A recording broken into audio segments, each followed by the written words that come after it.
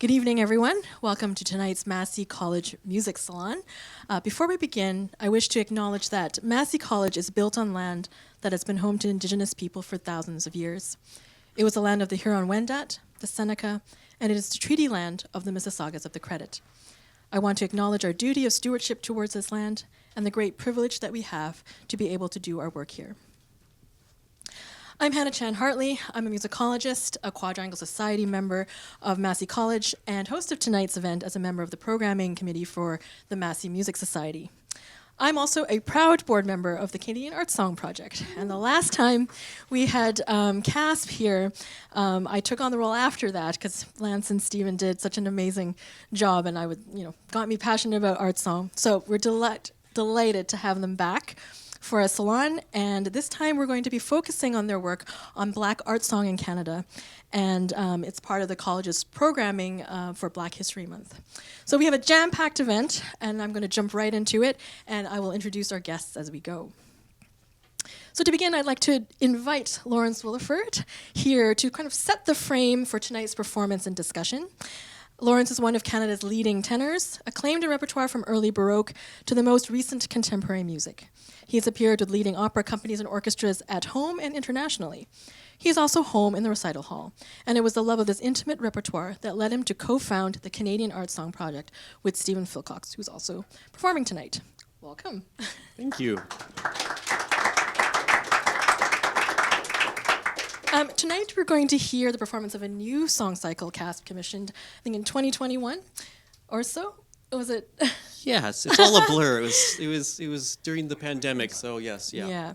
Entitled "The Color of Joy," with music by Maria Thompson Corley, sending texts by Corley herself, Kanika, Ambrose, and Christene, Browne. And I was wondering if you could give us a bit of context as to how this commission arose.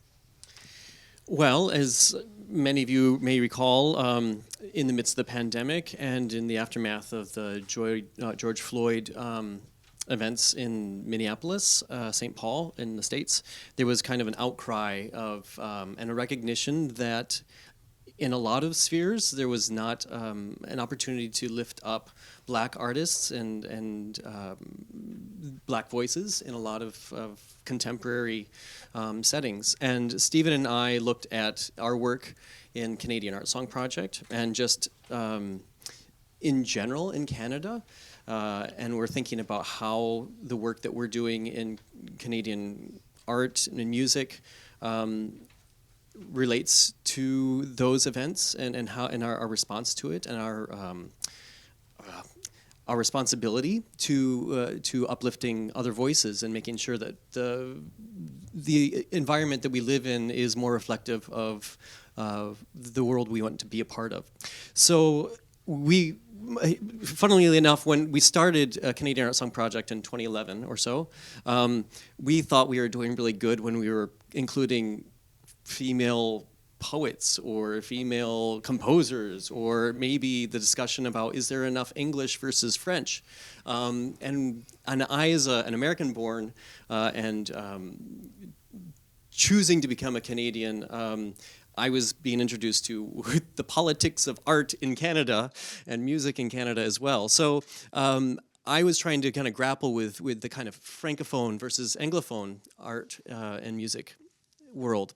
So in trying to deal with our recognition that there's way more about what we can do with Canadian Art Song Project, we looked at especially the Black voices in Canada and where that representation is. I knew of really one classical composer in Canada, and that is Nathaniel Dett. And what I knew of his work was that he was primarily a choral composer, and I knew of that primarily because of the Nathaniel Dett Chorale that was started here in Toronto by an American. So there wasn't much, and then I went and looked at the Canadian Music Centre and tried to find out who they listed as composers in Canada, and they had one, which was Oscar Peterson. So not even Nathaniel Dett. So I just thought, well, this is odd.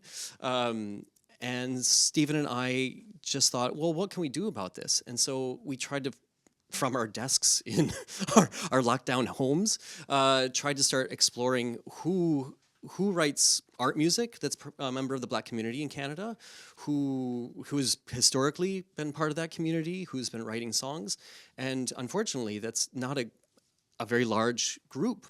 We found a couple individuals that considered themselves serious composers, and but just hadn't been recognized. So we reached out to them in our attempt to try to find repertoire, and then we came across. I reached out to somebody in the States who's. He's a countertenor, and he has a forum called the African American Art Song Alliance, I believe. And so I was a part of that group. And I just inquired and said, do you know of anybody in Canada that is a composer of art song? And he said, of course, Nathaniel Dett, silly. I'm like, oh, okay, sorry. But he said, but it's really hard to find the music because a lot of it's not published. And there's really hard to find it even down here. So I thought, well, that's funny. Let me see if I can do something about that. So I started going down a rabbit hole in that direction. But he also said, so I also work with this really great Canadian pianist that I think she writes songs too, and you should reach out to her. She's arranged pieces for me for my recitals. I said, oh, that's interesting. Who's that? Maria Thompson Corley. She was a concert pianist, came to Juilliard and studied there and then stayed in the States. And I was like, I don't know anything about this person.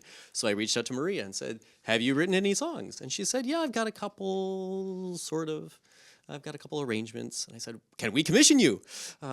We need to do something about this. She's like, oh, wow, that's amazing. So we came up with this idea, Stephen and I, to work with Maria. And we wanted to create something that didn't exist before. A work by a woman, Black composer, Canadian, and then try to relate that to her own personal experience, but also an experience that is true to a lot of people in Canada, an immigrant connection to the Caribbean.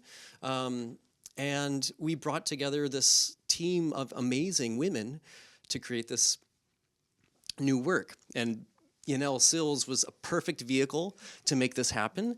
She was just blasting out onto the scene at that time, and we thought, well, what better way to give a vehicle to highlight these stories, to give her a voice, and to really champion this new work. So we brought together three incredible writers, one of which was the composer herself, so Maria, and then Kanika Ambrose. She's been a librettist for a couple operas, and I believe also a playwright. And then reached out to Christene Browne, who's also a film director and playwright and librettist and writer, and all of them have this overlapping historical kind of cultural background. And so together they crafted a kind of narrative that I think probably best to let them talk about later on. But that's the creation of this work. And we're just so proud of being a vehicle for their artistic creation and giving them a place to give their voice through Jonelle. So, yeah. Oh, fantastic, Lance.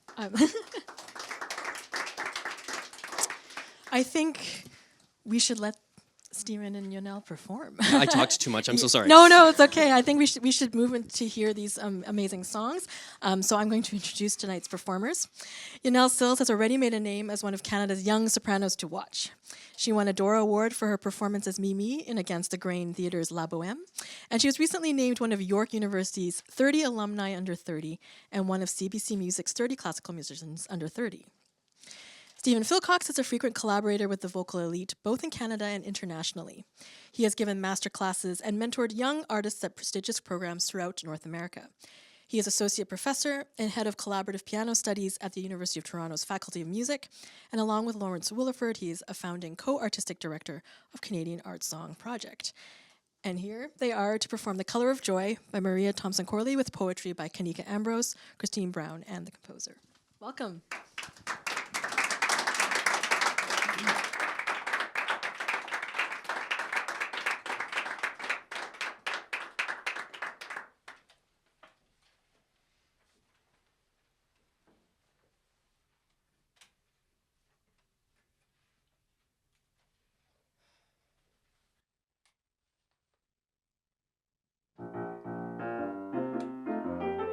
When the world was green and people were brown, Daddy made Johnny cakes on Saturday morning, singing and swaying to mental music, as fish fried golden brown on the stove. My cousin Glenn and me, under a tall palm tree, sipped young coconuts through a straw. The next day I looked down through the clouds at endless patchwork Alberta fields, and asked Mommy and Daddy, where are the trees? Where are the trees?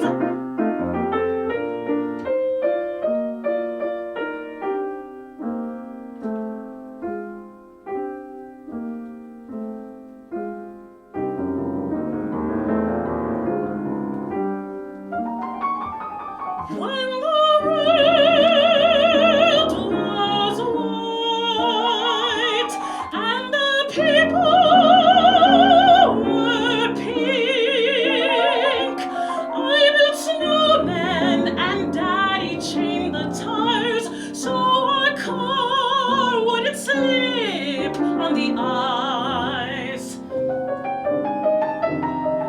I pulled my toque down low and trudged to school with Trixie Schneider.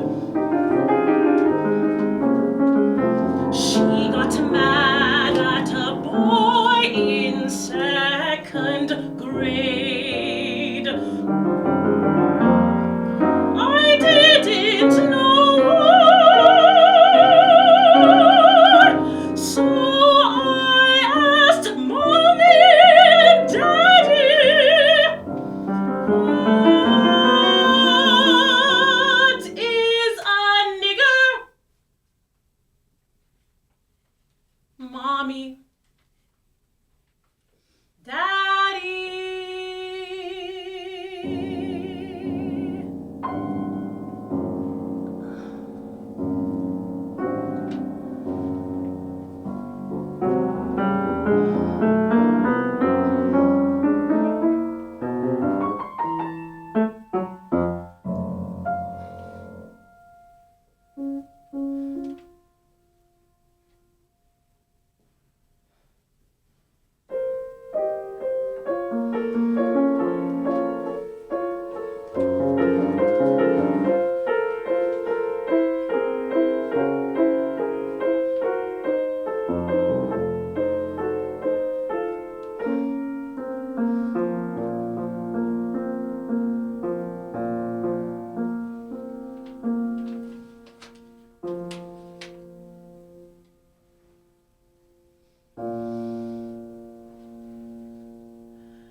The fields beside Highway 2 turned yellow.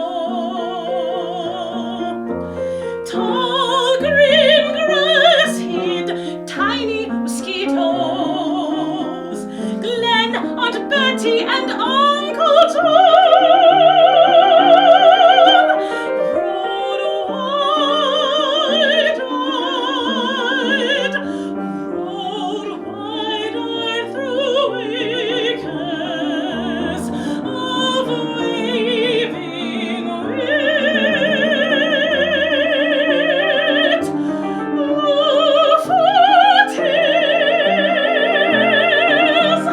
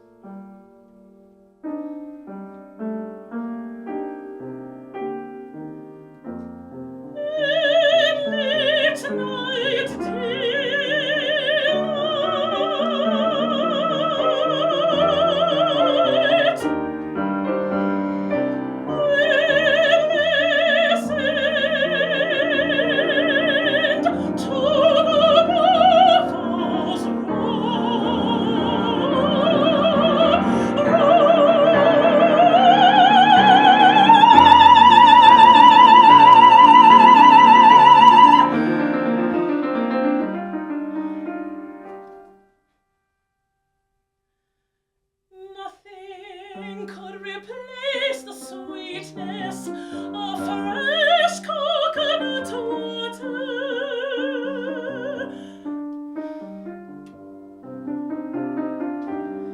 But I knew,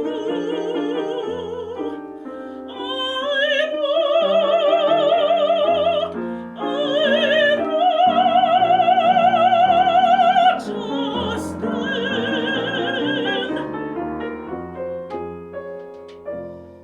part of my heart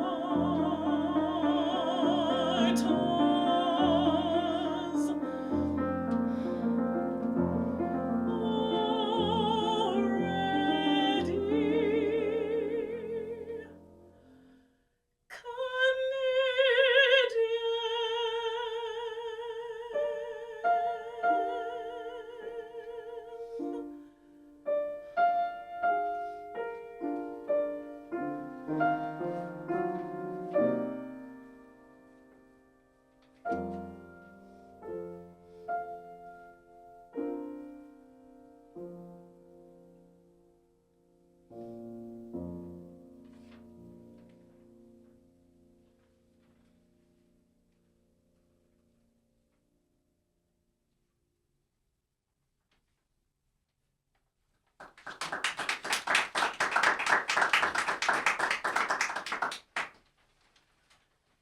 Le Duc to Toronto.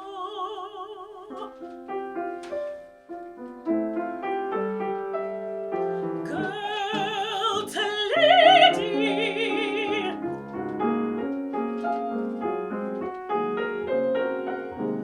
Nigger to Negro to color to African American to black Canadian to bargain heralds to seas to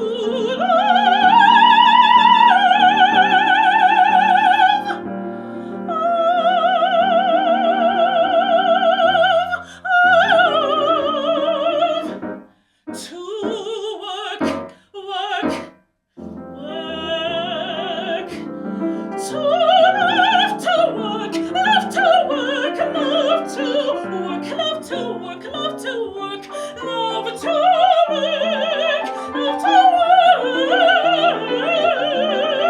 work. The Duke, Toronto, girl, lady, nigger, negro, colored, African American, black Canadian, bargain heralds, seas, love, work, love to work.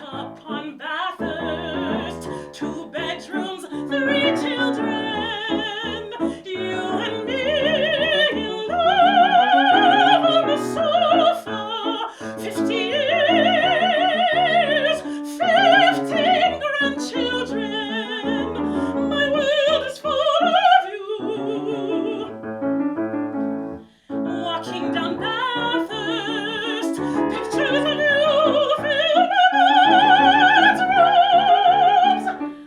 Like you in a white suit, me in a red dress, you in your tank slacks, me in a white hat, you in a black suit, me in Kensington Market.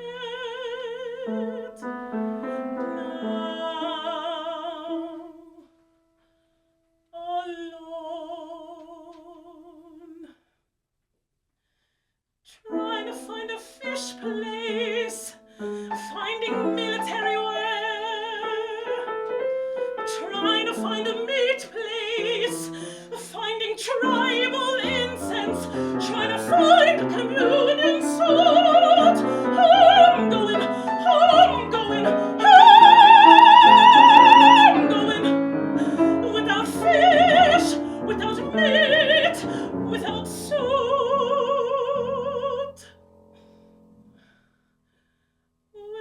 without you.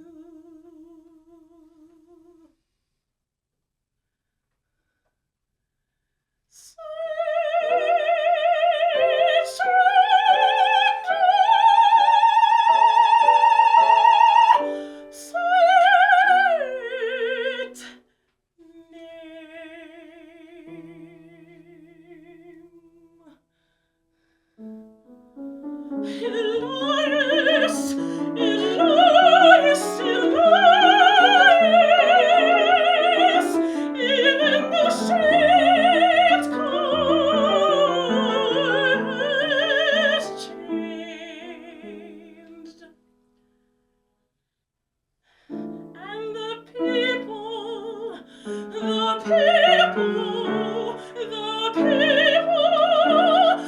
people are brown and pink and gray and yellow and so blue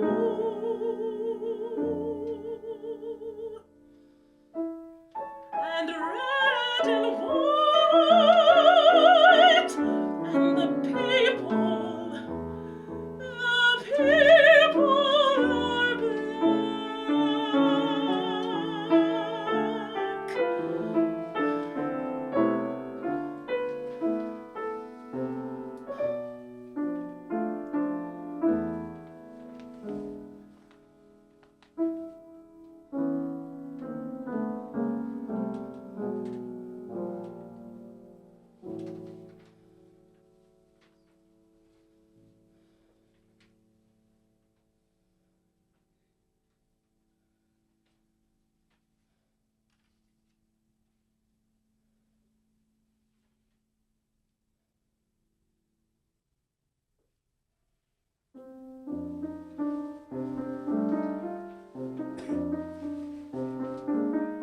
I sing and sway, sing and sway, been here long. My baby's born here, this is their home.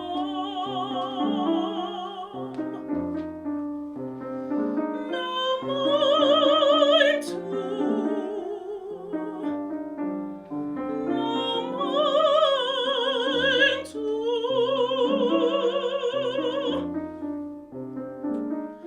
We gather and laugh, laugh, laugh, share food when we can. This is my life now. This is my life now.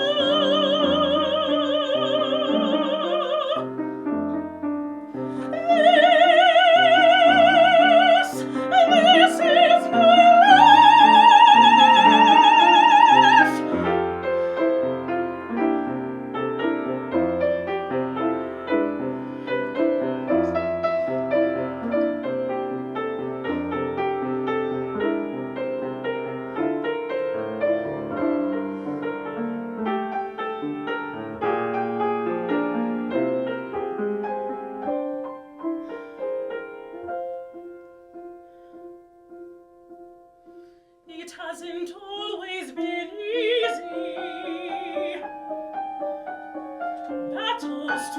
night, hard work to do.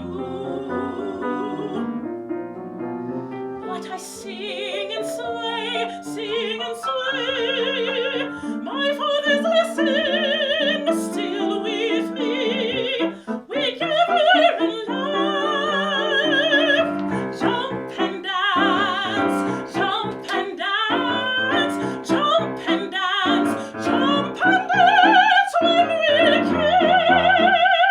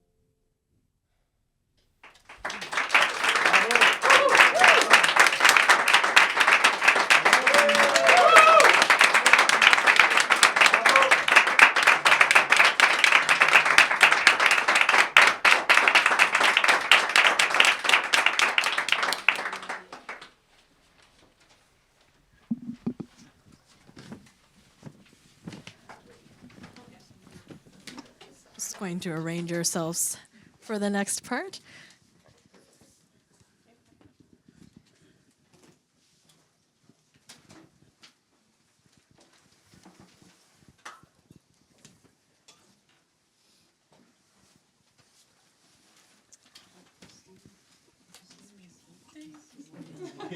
Just need the other. No problem.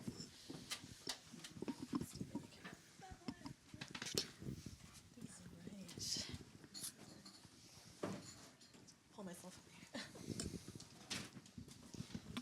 Well, thank you, Jonelle and Steven, for that beautiful performance. I'm just absorbing it right now.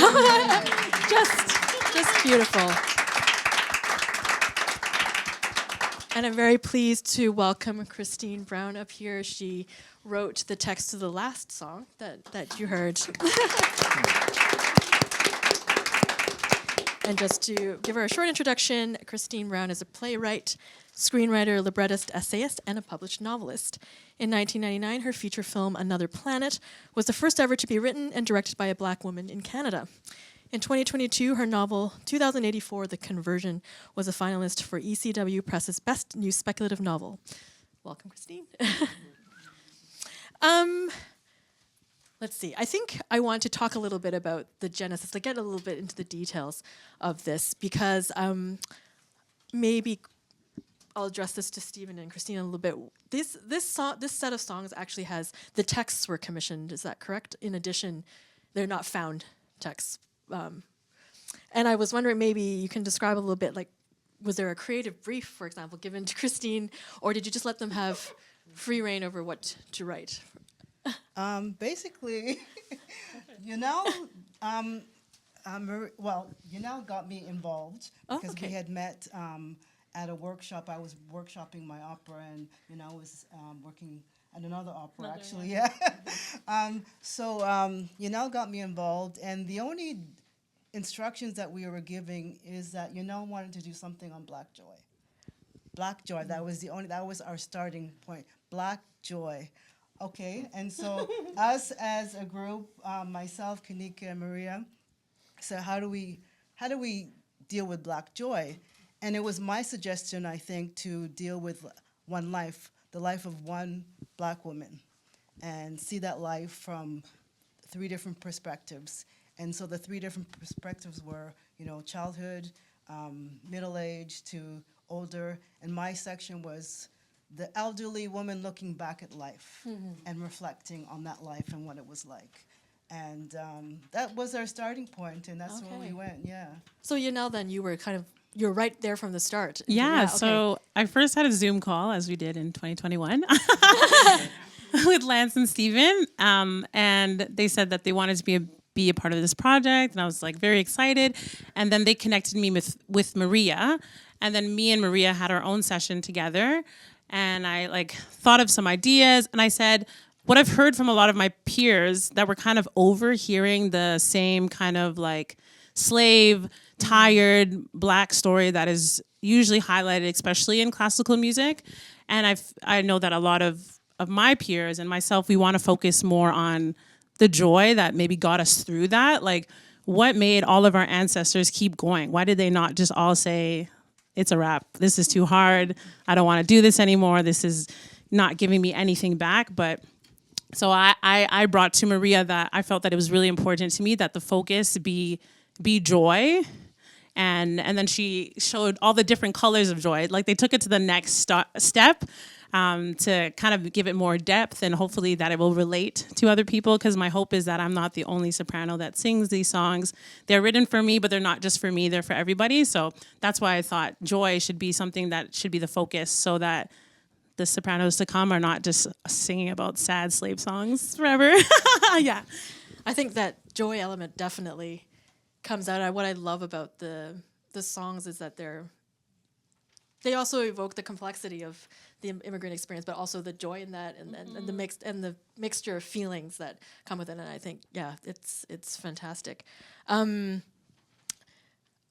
what? Okay, so after we got together, what happens? Like, were the texts written and then set to music, or was there like a collaborative process in that as well? No, so we went on our separate ways. Okay. The writers. So Maria went her separate way, Kanika went her separate way, and then I went my separate way, and we wrote the text. Okay. And then we came back together, and we had a more wholesome discussion about who this woman was and what was her life experience before we went away. So we decided that we all had Caribbean backgrounds. So this woman was from the Caribbean. That was clear. Okay.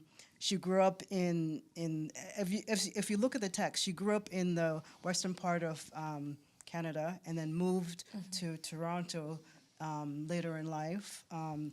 So in Toronto, we evoke, or Kanika evokes Kensington Market, which was something that was very, very central to a lot of the immigrant experience in Toronto was going to Kensington Market and, buying fresh food and getting the food that we got from home there as well too. So that was important.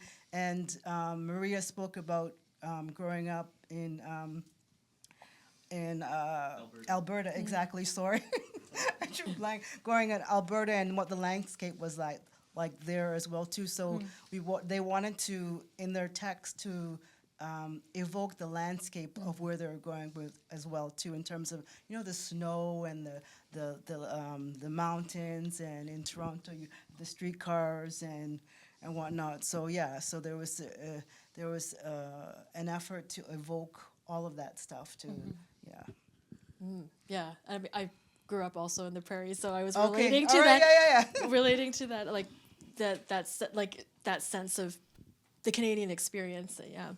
I wanted to ask you, as you've trained as a vocalist, and you're on the stages now. What was do you have a particular perspective on the lack of Black art song, or I'm just curious as to was it something you ever thought about, or was there a revelatory moment for you when there needs to be more of this talking about the Black experience in Canada or elsewhere?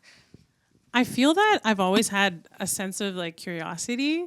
When I started as a student when I went to York University, I realized that there weren't many Black artists who were highlighted.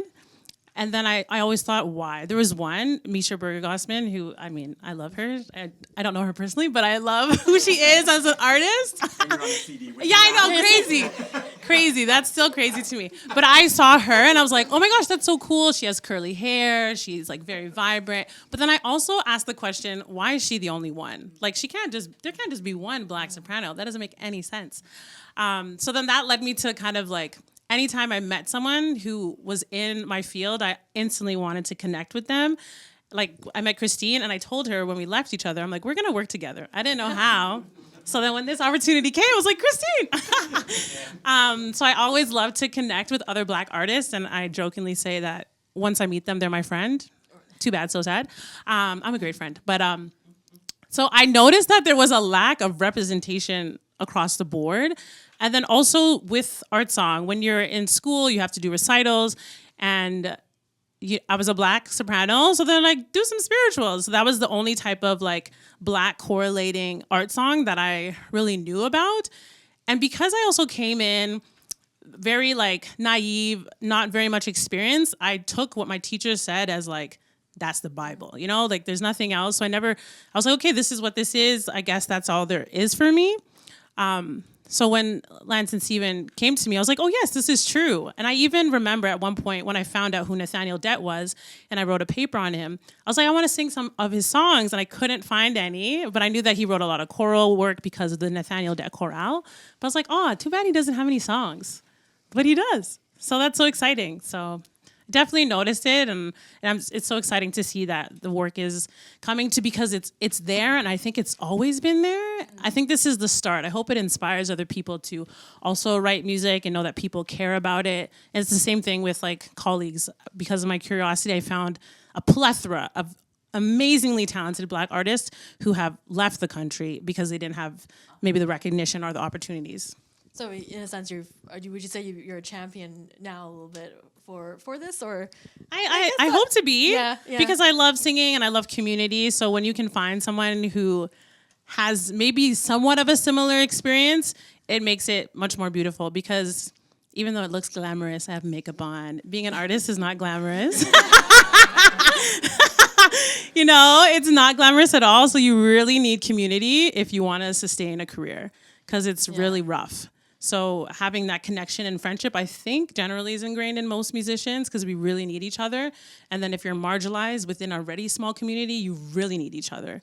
So for me, it's really important. Yeah, and also the continued performance of this stuff, so that becomes part of the repertoire, right? Exactly. Yeah, that's amazing. What I was going to ask, I don't know if Steven, did you want to add anything about the piano part, for example? If there's anything in there that connected with you, with the songs. I know that, yeah. Yes, I have to say that when Lance and I were discussing, kind of who the creative team should be, at first when Lance said, I really think you should play this cycle, I thought, maybe it should be a black artist who's actually at the piano. And I felt a little bit like an imposter. But we also then started to talk about, well, what is the purpose of actually creating these songs? And part of the purpose is actually cultivating the opportunity for understanding, a deeper understanding between cultures and actually what makes up Canada. So in the end, I jumped on the opportunity because the first draft from Maria was so compelling to me, just as a writer. I think she has a very special voice. I think she has a way of writing that hits the heart kind of immediately. Sorry if I get a little bit emotional, but I find it such a privilege to play these songs with Jonelle, and every time I think we just find more with each other, and it gives me a greater understanding of a culture that I was perhaps more ignorant to before. So, yeah, but the piano writing it's really amazing. And the process with Maria was so wonderful. When Jonelle and I finally had the songs up on their feet, Maria couldn't be with us, but she was on my computer in my studio on a Zoom call, and she was listening to the songs and was giving us feedback. And, she was helping me if my Caribbean groove wasn't quite right in the first song, and she would help me a little bit in finding the rhythm and Give us some inspiration. Yes, exactly, and she would kind of clap things, or she would even dance things for me, and it was amazing, really, to just kind of to be able to be part of the experience. But yeah, Amazing. Christene, what was it like to hear your text to the song? Oh. Was it? Every time I hear my words set to music, I cry. So the first time, it was very emotional for me as a writer, to hear my words set to music and sung so beautifully. It was just, Yeah, these are a really special set, I feel, of songs. I think we're going to move into the Nathaniel Dett part of the program. Thank you very much for the discussion.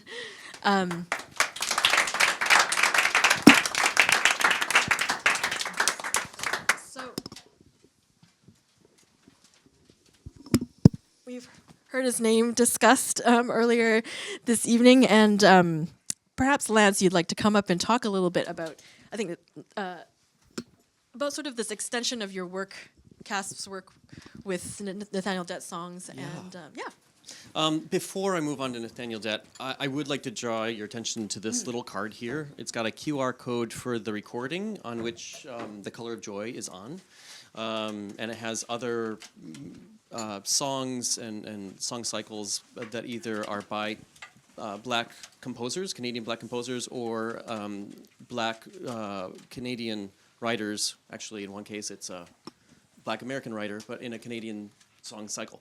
One of the reasons why this was such an important project for us to commission this new work is because we didn't find that much repertoire. And so this recording was an attempt to try to say, here's what we could find of repertoire that we could put together in a program. It brings together Elliot Mador as a baritone, Misha Bruger-Gossman, soprano, and then Jonelle Sills as well, and then Steven Philcox. So QR codes, got all sorts of great things to lead you to that recording. As I mentioned before, we kind of went in this direction through, all right, so there's Nathaniel Dett. Why can't I find his music? Why can't we do this thing, and why are we having trouble? Even the Americans can't seem to find this music. Nathaniel Dett is an American-Canadian, born on the Canadian side, I think, born on the American side in Niagara on the lake. It's all very confusing. Kind of lived between those Niagara and the lake and between two borders. And then he went to Oberlin, and then he had a incredible career in the States as a incredible figure who was part of having the slave songs and freedom songs and black folk songs or songs, cultural songs that kind of came out of the Civil War. So he was a massive part of that movement in the U.S. of bringing all of these songs together, transcribing them, and then he started this choir. I'm forgetting where he was. Shoot.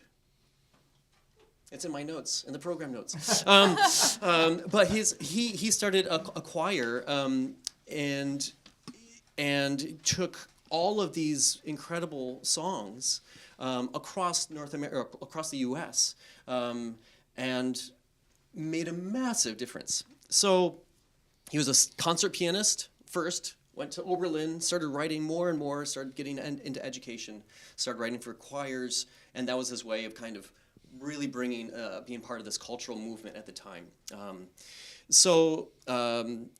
Post-Civil War in the U.S. So what I understood is there were these songs out there that were once published, but they're no longer published. So I knew that somewhere they could be found. So I spent part of the pandemic writing to all of the HBCUs I could find, the Library of Congress in the United States, various other libraries across Canada, and tracked down what I think, is all of his songs and arrangements for voice and piano. To my knowledge, there's 30-some that were published at one point, most of which are now out of copyright, and none of which are currently being published. So you can't find them unless they're on some library shelf where nobody actually goes anymore.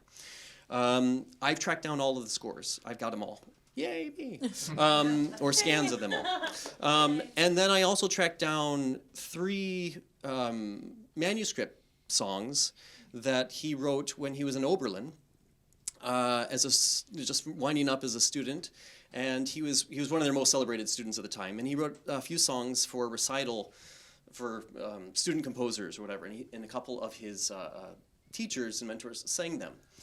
Well, I transcribed one, and fortunately Steven found all the mistakes I made. And so we have a transcription of one of Nathaniel Dett's earliest songs that we could find.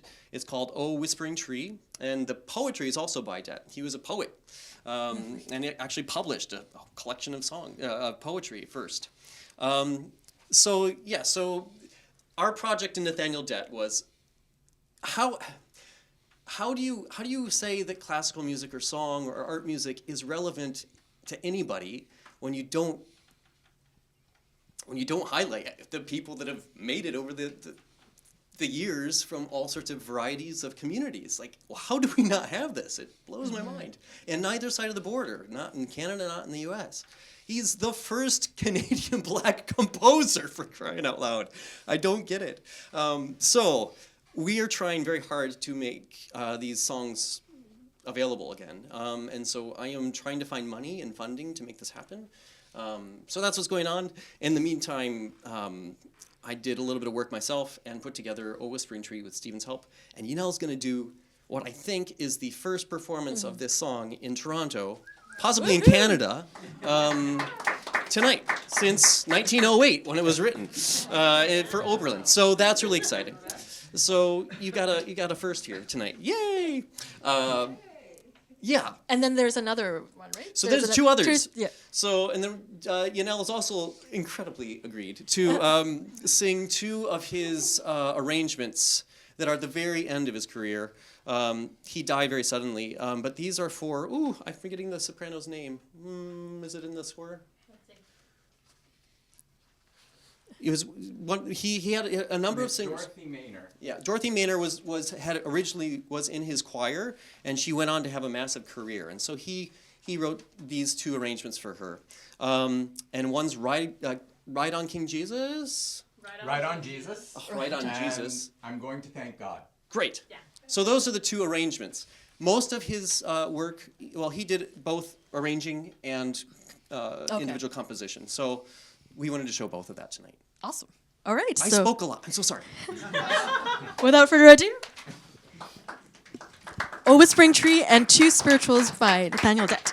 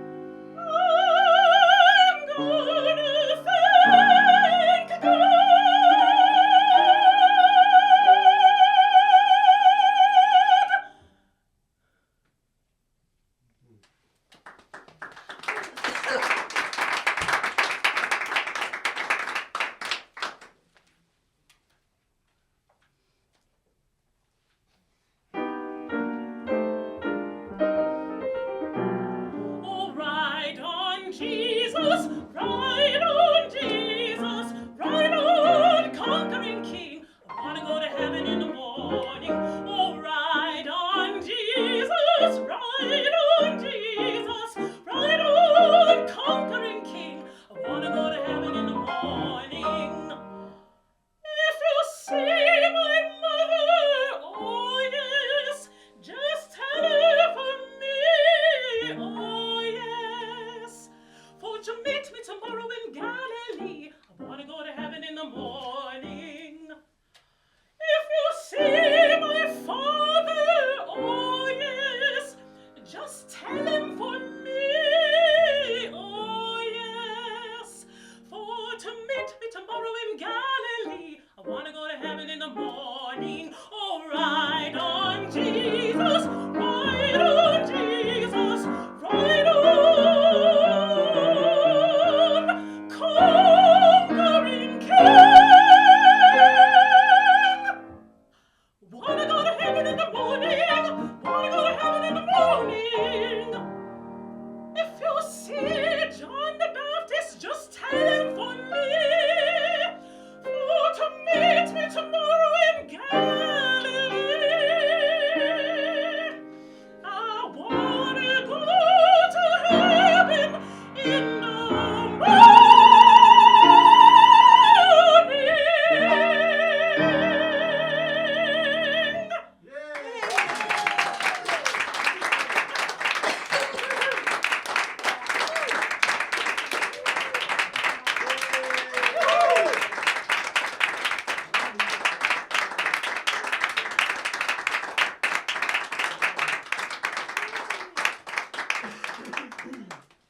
Bravo, bravo.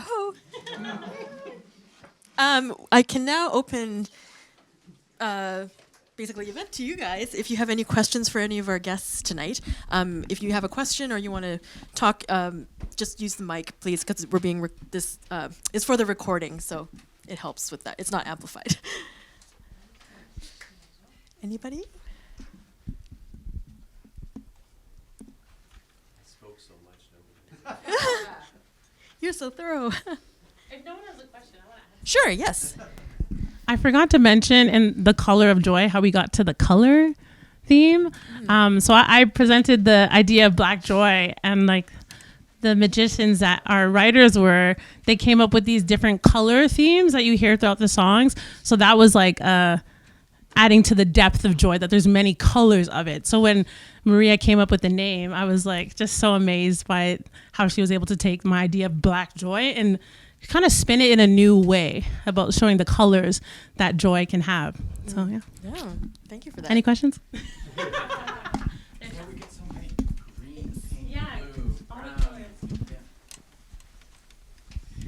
Thank you so much for a truly joyful evening with your voice soaring, and so it was a really phenomenal experience. You're an incredible communicator. You have this beautiful diction. So it's not just the voice that soars, but you tell stories, and so it's a consummate communication. So thank you for that.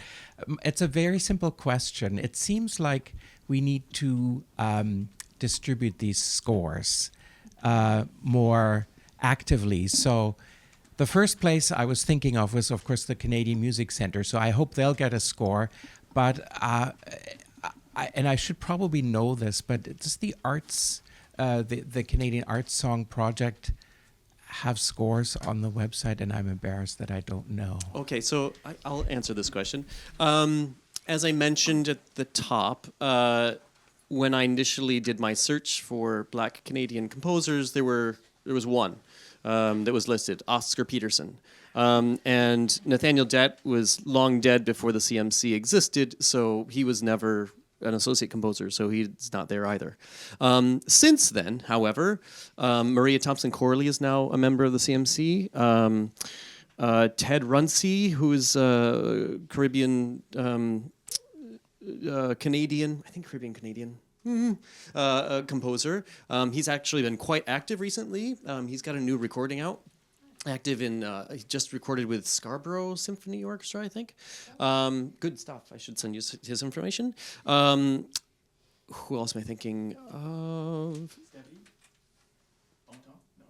Oh, yeah. So there's a few Haitian Canadians. He's not. I don't think he's a member of the CMC though. Larry Strawn, who's in Manitoba. So it's somebody we found. So made sure that both Maria and Larry, they're both on our recording, and they're now both members of the CMC as well. So there are several others now. We're trying to help, and I'm trying to put together some sort of posthumous application for Nathaniel Dett along with this project.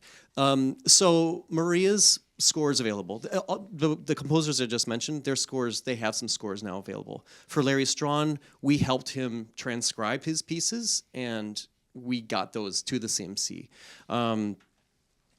The Nathaniel Dett project, it's a big project, and it deals with rights and negotiating that, and then we have to figure out how best to publish that, because in our opinion, it makes sense for it to be available and known to be available in the States as well.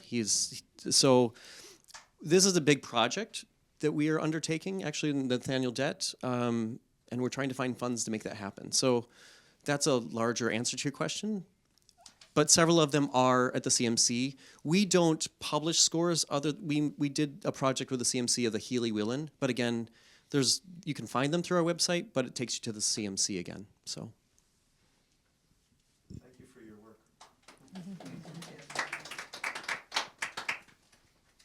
We have quite a bit of time for questions, so. Oh, 5 minutes. Oh. 5 minutes. Not a question. We could always just talk to each other. Could always just talk to each other.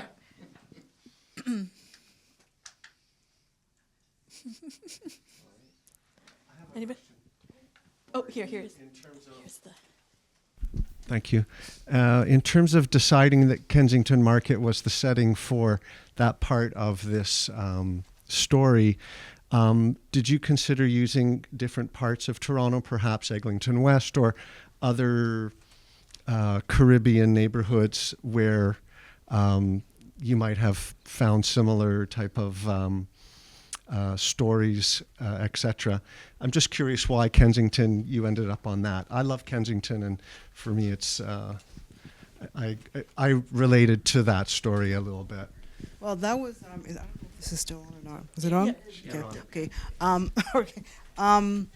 That wasn't my piece, actually. That was Kanika's piece. Oh, I'm sorry. The Kensington Marketplace. Yeah. So, I don't know. We just had a discussion, and I remember just all of us just remembering how strong, how much it played a part in our growing up. So I think that's why it was so important. Yeah. Okay. Where is Kanika? She's not well. Oh, she's not well, so yeah. Okay. Also adding to your question, yeah, I think we all kind of just had that connection. I feel like I learned this in high school. Kensington Market, as like immigrants have come to Canada, they've all kind of gone through the filter of Kensington Market. Irish, Italians, Asians, and Caribbean people. And maybe I've made up this memory, but I also remember going to Kensington Market with my mom and like going to the fish store. You know, as a little kid, like the smell of the fish is like not a nice smell. So it's like a vivid memory in my mind. And it's like all of us, and we're pretty multi-generational in the group of creatives. So it's interesting that we all had that connection of, you know, Caribbean, Canadian immigrants. And then all of us kind of went through that filter of Kensington Market in some way. Even though we didn't live downtown, we found our way there to like get good fish or to get good Caribbean products. So it just like connected with us. So maybe other writers will connect over Eglinton West. There's so much culture there. Also, my brother, he's an actor and director, and he just directed a play at Stratford Festival. And the story is based in Eglinton West, and it's written by a Jamaican-Canadian playwright. It's called Get That Hope. So those stories are being written in different avenues of art. So hopefully that play will be produced again. So yeah, good question.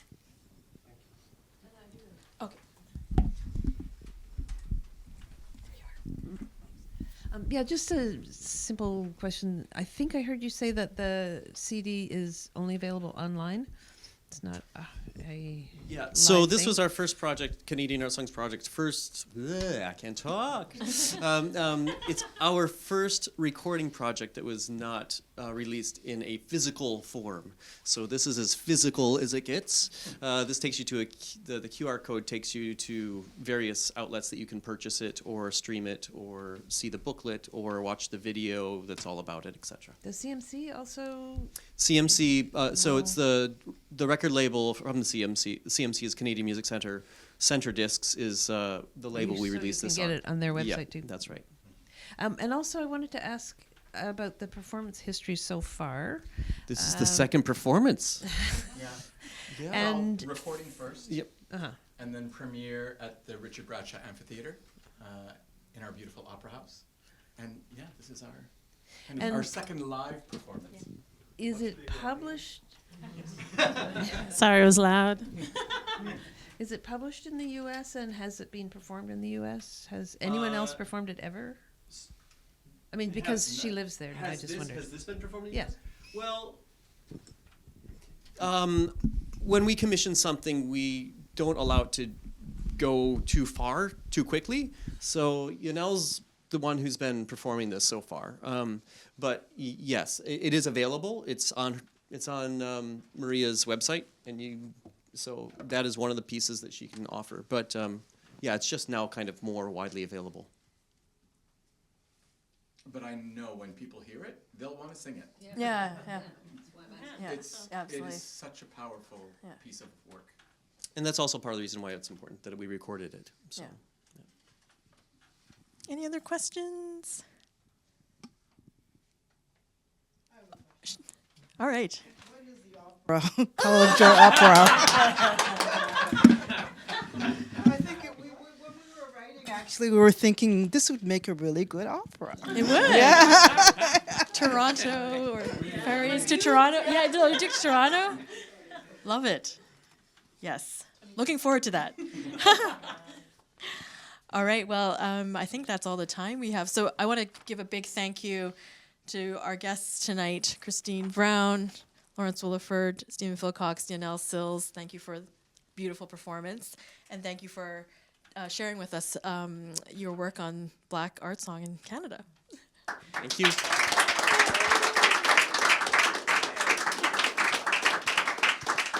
On behalf of the Massey College Music Society, I want to thank Joe Costa for producing tonight's Salon, and thank you for joining us here tonight. We hope you enjoyed the Salon.